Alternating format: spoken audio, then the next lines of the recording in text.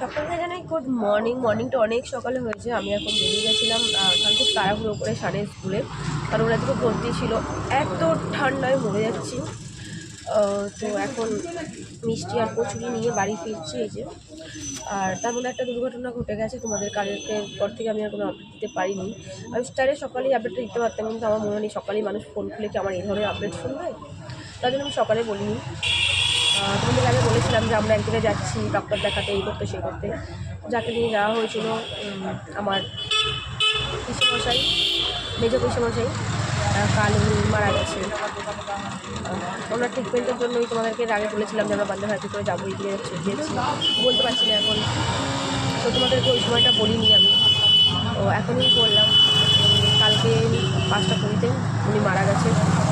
তোমার দাদা তোরা সবাই এসছে, মা বাপি তোমার দাদা সবাই গেছিলো শ্মশানে। আমি যাইনি, আমি ছেলে নিয়ে পাচ্ছিলাম। জানি না কতটা শুনতে পাচ্ছ, গাড়ির আওয়াজ প্রচণ্ড বেশি। ওরা সব রাত্রি 2টোর সময় এসছে, সব ঘুমাচ্ছে করে। আমার ছেলেরা যে স্কুলে ভর্তি ছিল তাই আমাকে ছুটে আসতে হলো।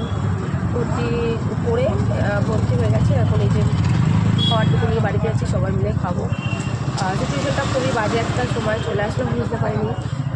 কারণ মৃত্যু সংবাদ তো নিশ্চয়ই কোনো আনন্দের সংবাদ হতে পারে না, না? তো যাই হোক, চলো এটুকু তোমাদেরকে আপডেট দেওয়ার ছিল। চলো কাকা, টোটো তো উঠে গেছি, এবার বাড়ি ফিরছি। তোমার দাদা বাড়িতেই আছে। তো আমিও গাড়িতে করে নিয়ে আসতাম, থাক সে রাত্রি 2টোর সময় বাড়ি সব ফিরেছে, দরকার নেই। মা পা সবাই রাত্রি 2টোর সময় বাড়ি ফিরেছে, তো ওই জন্য আর রান্নাটা করলাম না, আমিই চলে এলাম। তোমাদের এই আপডেটটাই দেওয়ার ছিল, দিয়ে দিলাম। যাই উনি ওপরে গেছে, ওনার একটা শান্তি কামনাই করবো, ভালো থাকুক ওপরে, যেখানেই জন্ম নিক ভালো থাকুক, এটাই চাইবো মন প্রাণ থেকে, আর কিছুই না।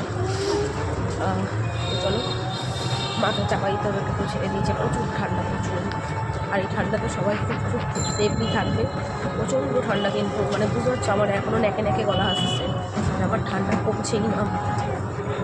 যাই হোক, পরে আবার তোমাদের সাথে কথা হলো। কালকের পর থেকে আমি আর মানে ইউটিউব বন্ধ হবে, কিন্তু আমার কাছে সেই টাইমিংটাই ছিল না। মানে লাস্ট হয়তো কদিন একটু ব্যস্তই থাকবো, পরে তোমাদের সাথে আবার কথা বলছি। বাড়ি যাই, রাস্তার মধ্যে কথা শুনতে পারবো না, গাড়ির আওয়াজে।